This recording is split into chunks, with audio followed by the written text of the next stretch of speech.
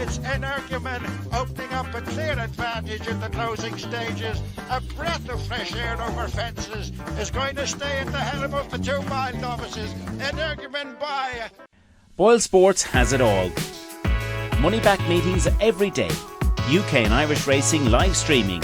Extra places and money back all losers offers. And a bet 10 get 40 welcome offer. Boylesports, this is betting. So, hello and welcome back to episode number 12 of the Champ.ie podcast for season 3, Ronan. Proudly sponsored by Boylesports, just myself and the Ronan Groome. We're going to look ahead to what is an absolutely busy weekend of racing. Of course, we do have Fairyhouse on Saturday and Sunday, Aintree, the Boylesports Beecher Chase and Many Clouds Chase. And of course, we also have the well-anticipated Tingle Creek, Ronan, and it looks like they all stand. Yeah, so far, but we'll wait to see what happens on Saturday morning.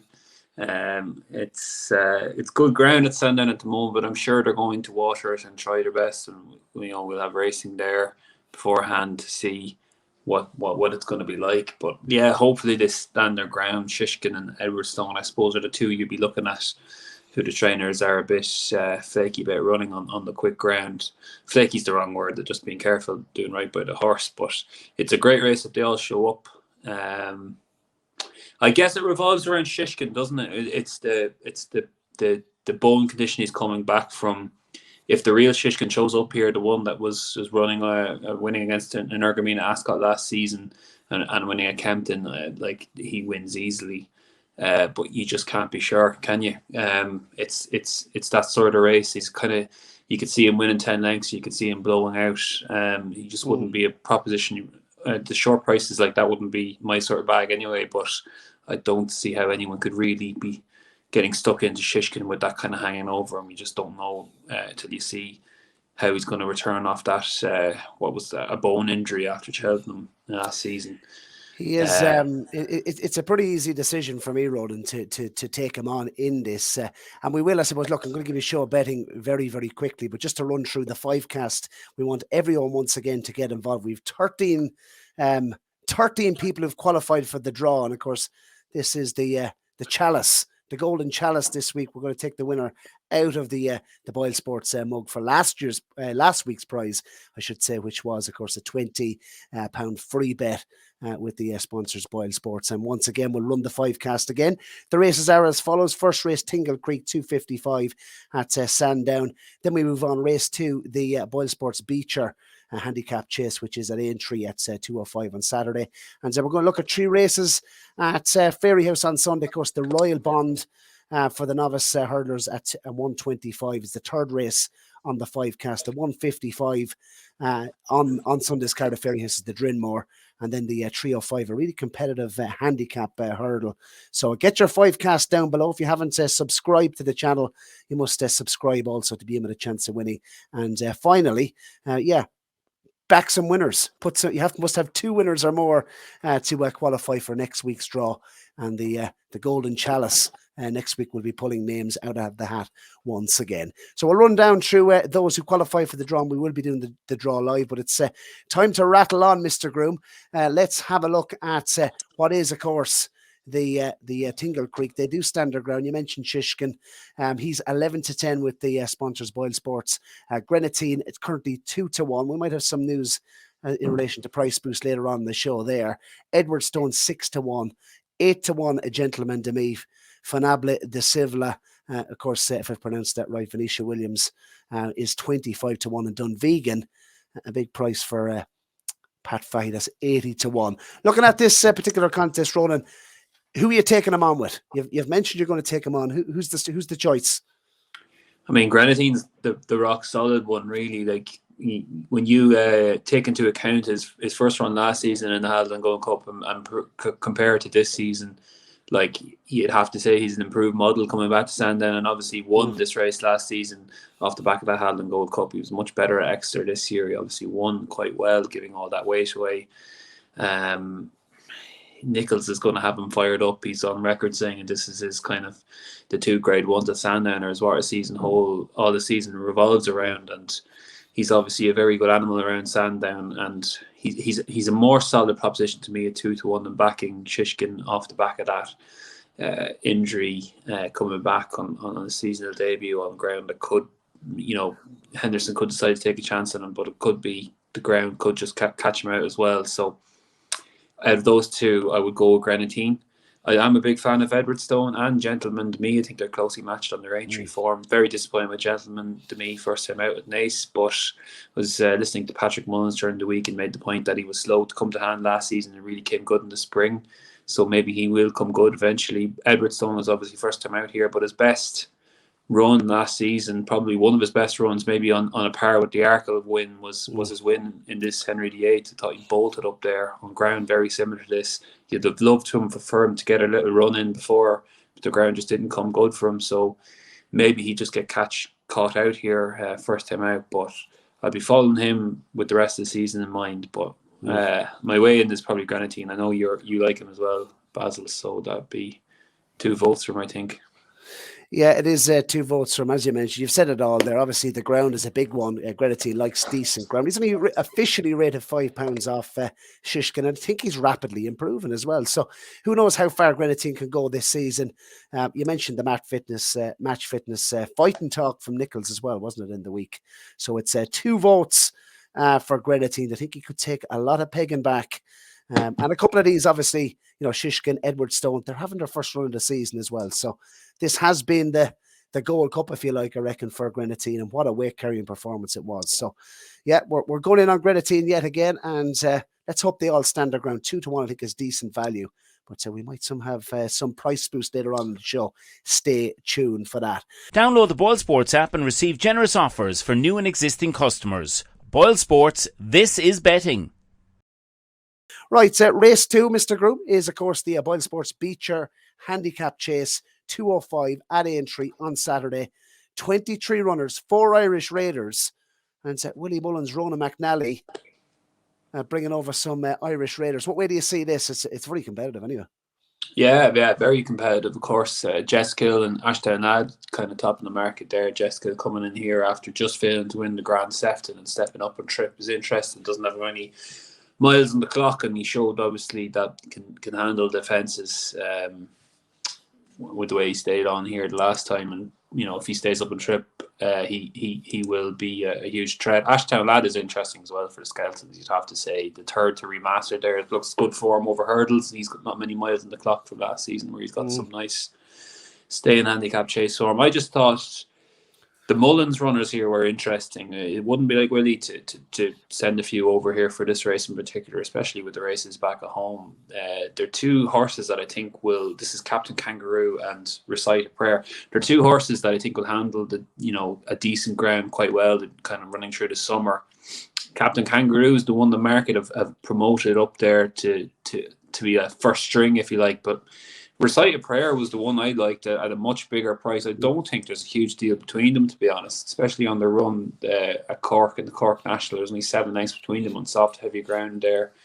Previously to that, Recite a Prayer was second to Bustleton at Listowel. Probably would have been third if Hewitt stood up. But that was a really big run. That's a really big run in a Kerry National. And he's 142 in Ireland and can run off 144 here with Brian Hayes on his back. I just didn't think there should be as big a gap in the market between him and Captain Kangaroo as there is. The other one I liked is Clock Cap. Look, I was manning this horse for a Grand National a couple of seasons ago. It didn't work out for him then, but he's a wild old price here.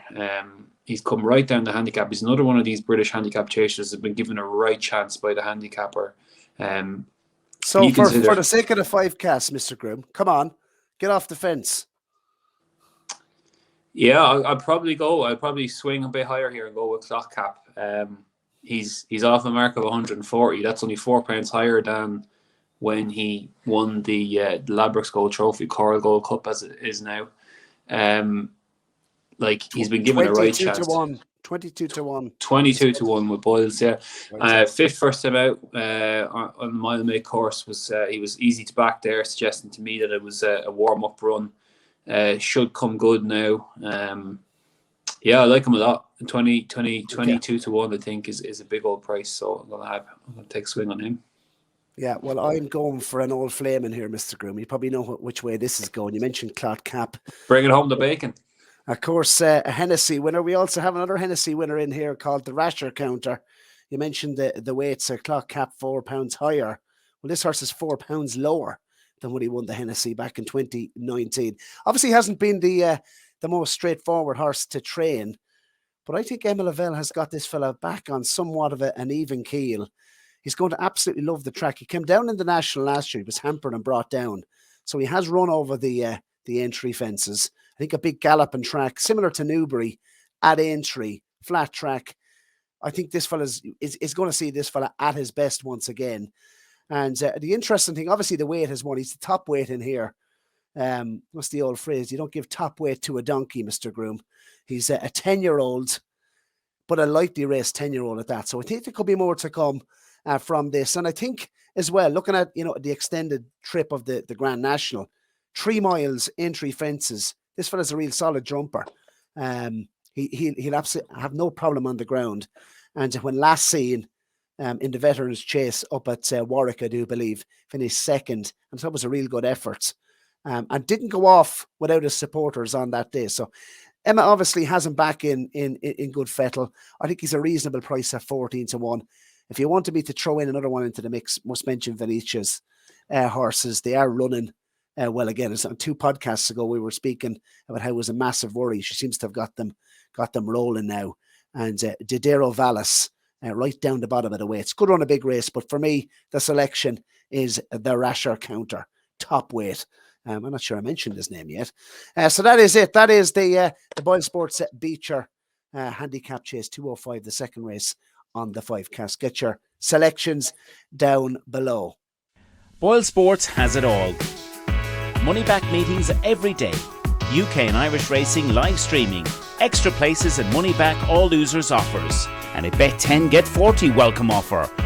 Boylesports, this is betting. Fantastic. Back, and we're going to take a look now, of course, at Fairyhouse. And Fairyhouse on Sunday. The first race we're going to take a look at is the 125. Ronan, we're speaking before declarations. We do have a fair idea as to who's going to run. At the top of the market, we have Champ.ie with Boylesports. Is he too short, do you think? Are you willing to take him on? I could see him coming out a bit when I'd say it's like all bookies, Boylesports aren't taking any chances with him with the way the declarations might come through. So it's a bit of a defensively priced market, I guess. He was very impressive. He beat Brazil, who obviously went on and won the Fishery Lane.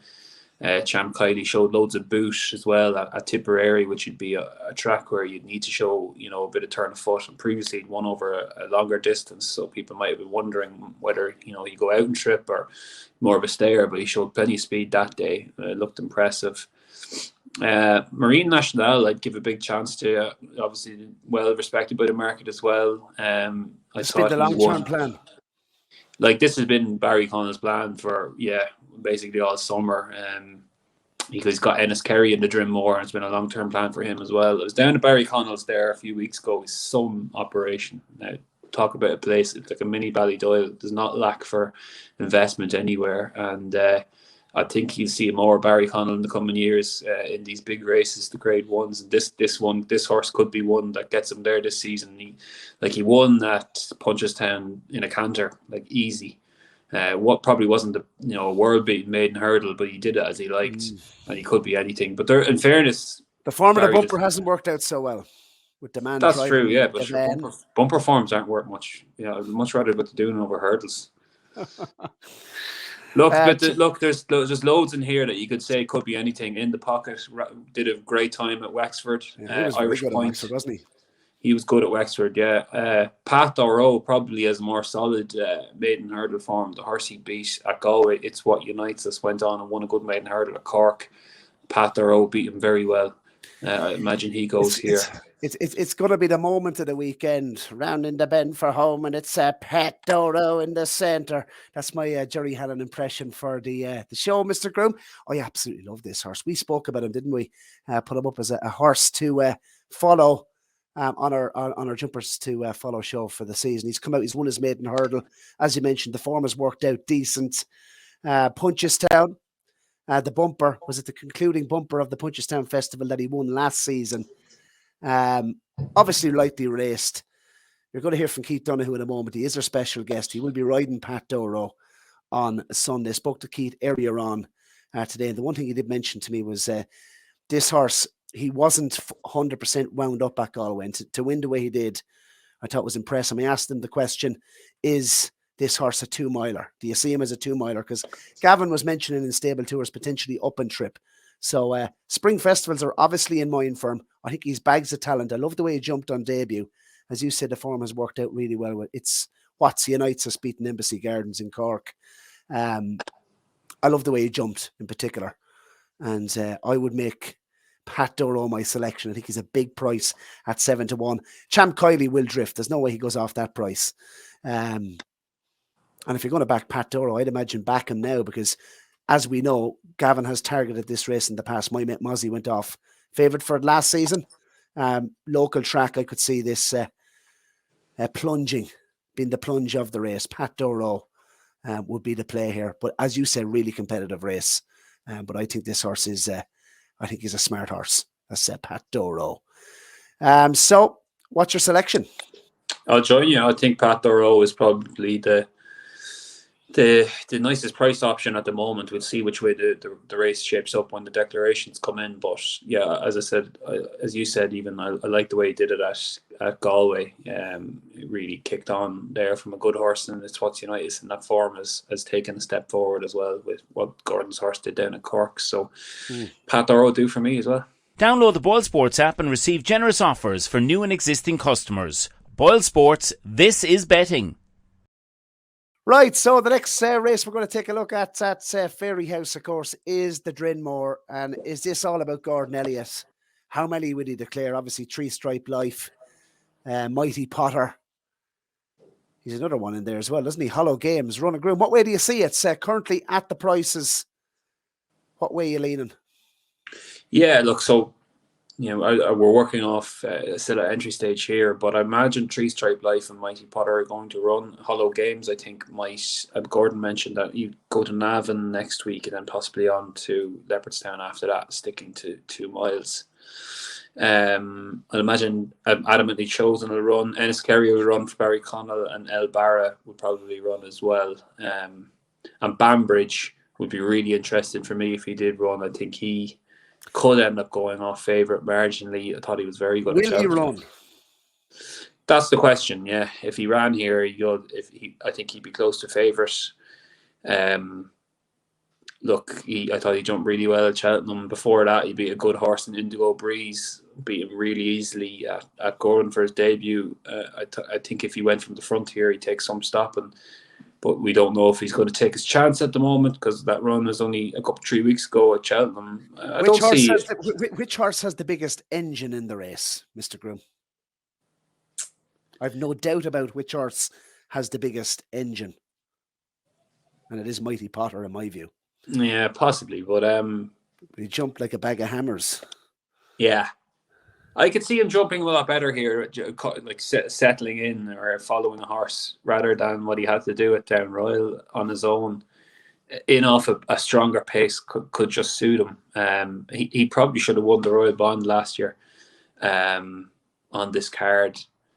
I like 3 Stripe Life, as you know. I think he has loads of upside. You must think he wins. You must think he wins here if you put him up on the Monday show. I'd be very disappointed if he didn't go close. Like the angle behind him was, I know he's good at Cheltenham off the back of his run in the Ballymore last season. Like that's, to me, like Mighty Potter had a couple of grade ones.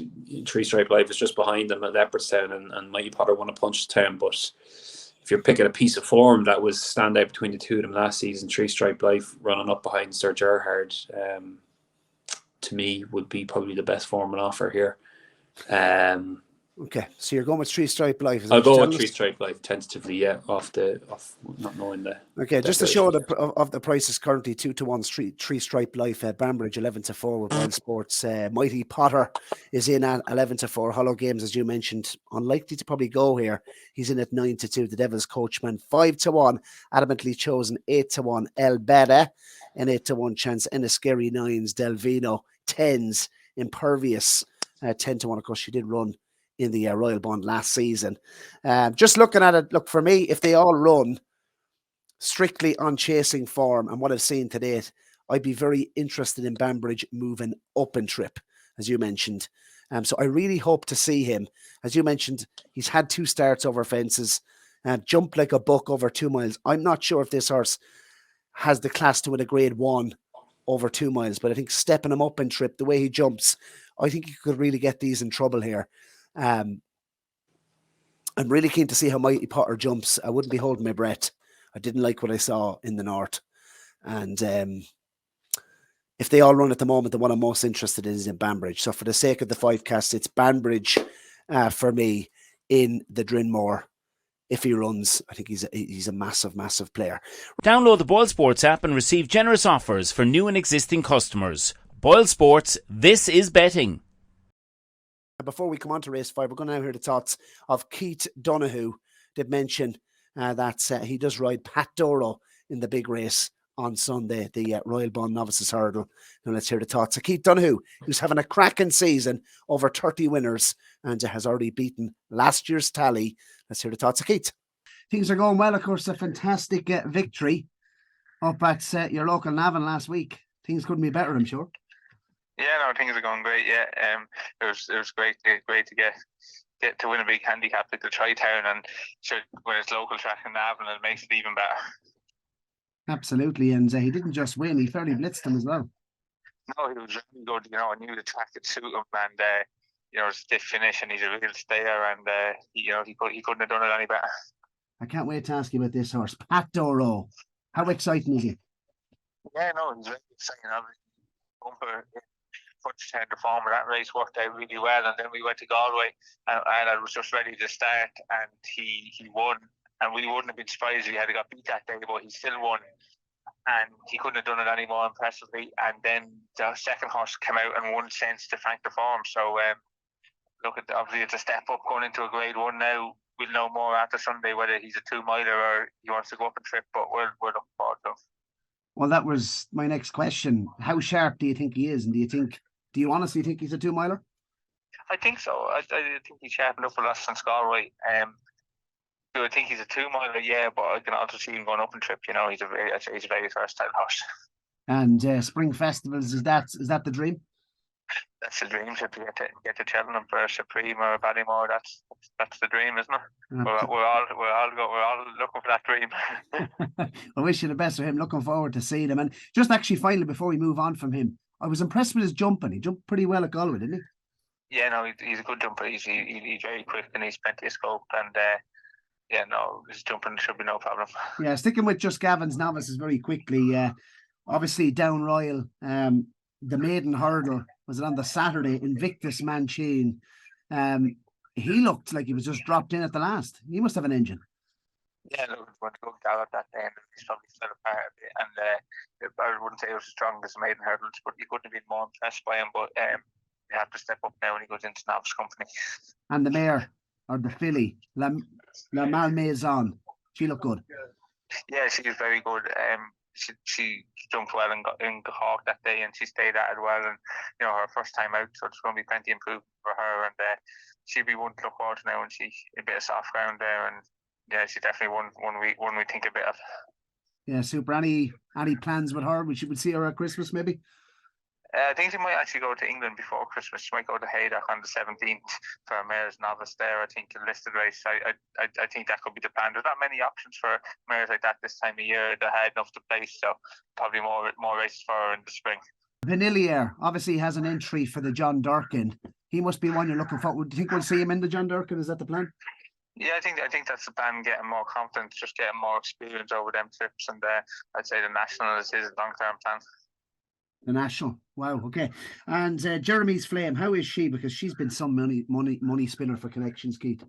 Yeah, so she's a brilliant mare. She got her black type win over fences the last day in Nace, and she's very consistent mare. She always runs a race, and she's won some prize money. She's a brilliant mare. Yeah, looking at a couple of the entries, Keith, just ahead of the weekend.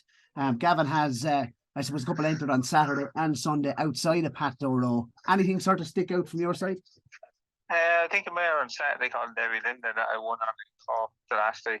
I like her now, and she should rerun a good race hopefully.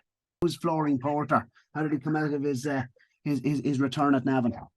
Yeah, obviously I don't ride him much. Paddy McGrath ride him out every day, but he looks to have sharpened up well from it. I'd say there'll be plenty of proof in him now the next day. And I'd say he will come Cheltenham time, he'll be the one they all have to be. Before we wrap up, best chance of a winner this weekend, first of all? Derry Linda. Second question, dark horse for the season. One cool lady. One cool lady. How do you see her? Maybe the maiden hurdle in tomorrow next week, maybe. Super. Keith, gentleman, wish you well for the rest of the day at Thurles, and looking forward to seeing you on Sunday. Thanks, Barry. Thank you.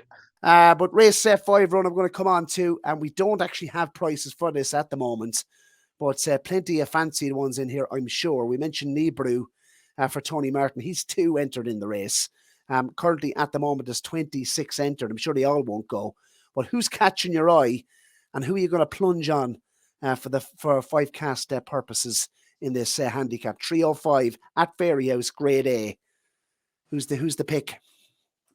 Yeah, so I like a couple, 2 just I picked against the field, and I hope they are declared, but I wouldn't be surprised if one of them isn't. That one might be an epic song. This horse bolted up at Punchestown last season, but it was on heavy ground over 2 miles and 3 furlongs. He was a real plunge horse on the day, really well backed, went right away, laid on. I think he's got loads in hand off 136.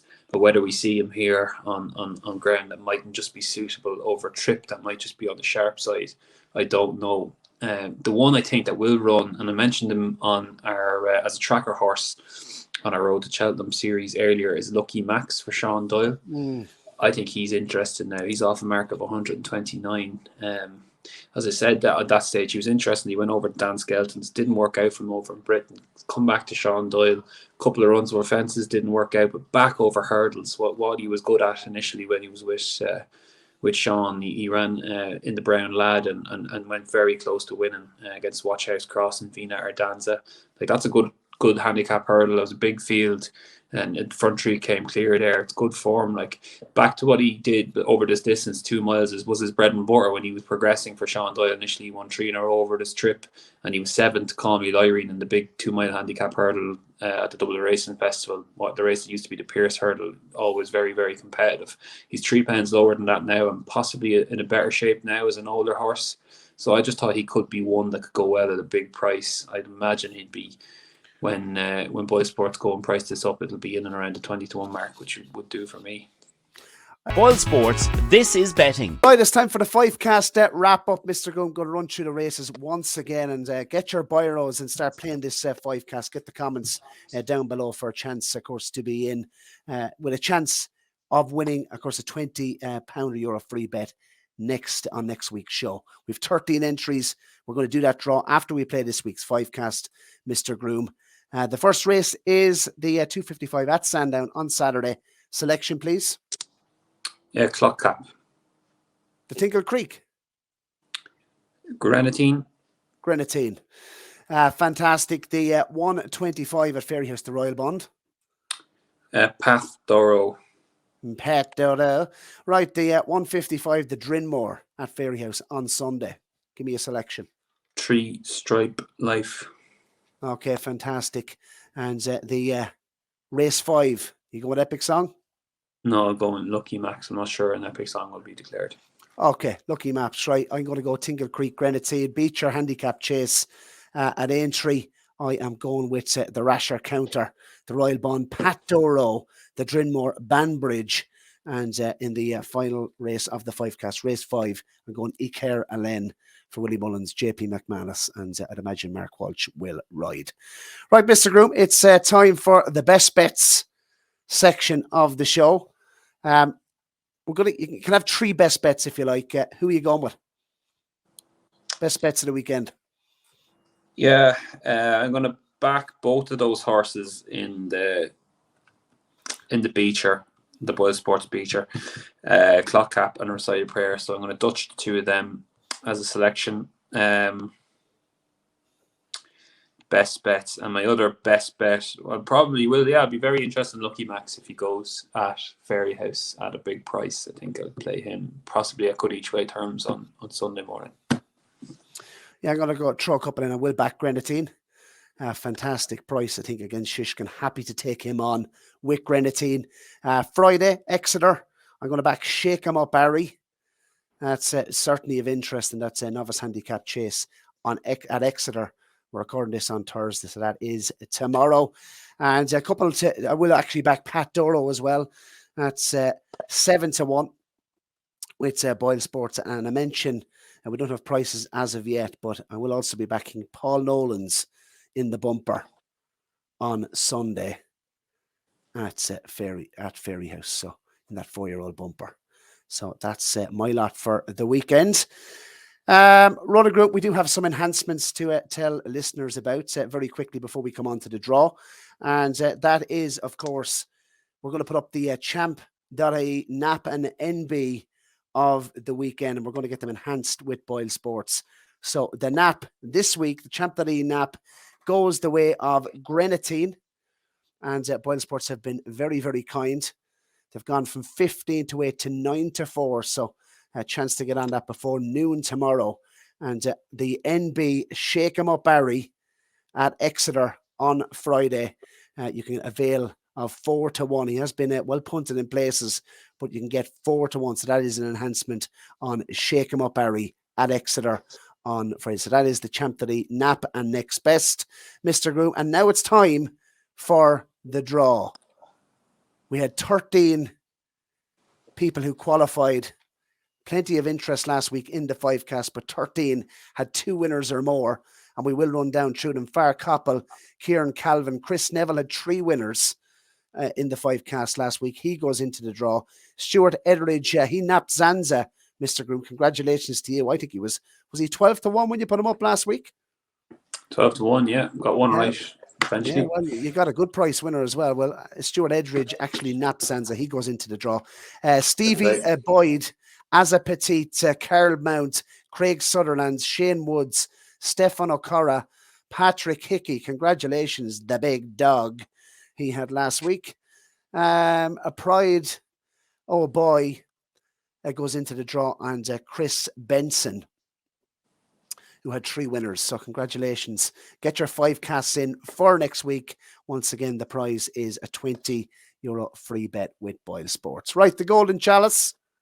The Boylesports Golden Chalice. Going to have a good shuffle around here.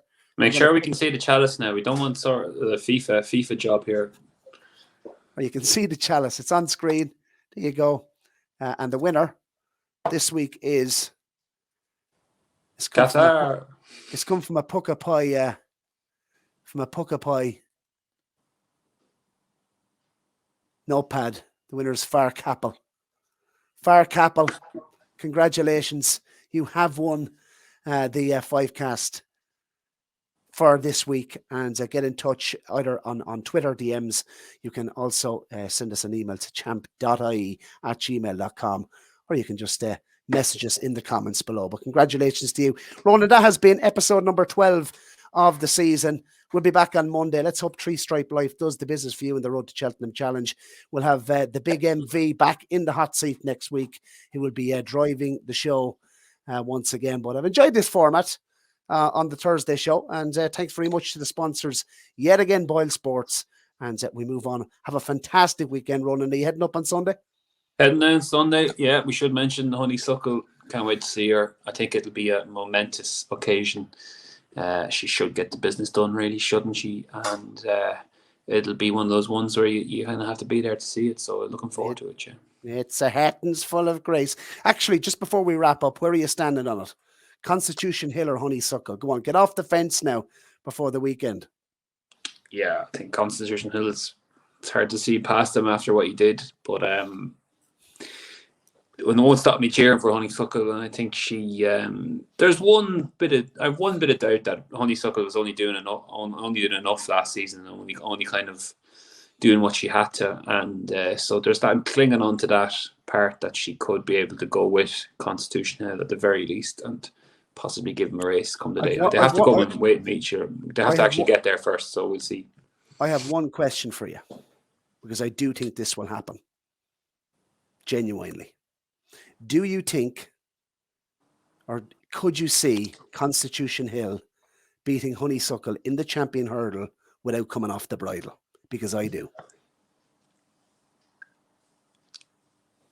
I could see it happening, yeah, I could. I'm not going to lie, I could see it happening. It's a possibility. Am I going to say, are you saying it's going to happen? I think it's highly likely. I think he's an You think it's highly likely? I think he's an absolute weapon, and we'll see you next week.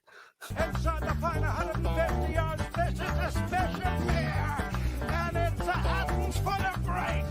And it's Energumen opening up a clear advantage in the closing stages. A breath of fresh air over fences is going to stay at the helm of the 2 mile novices. Energumen by... Boylesports has it all. Money back meetings every day. UK and Irish racing live streaming. Extra places and money back all losers offers. And a bet 10 get 40 welcome offer. Boylesports, this is betting.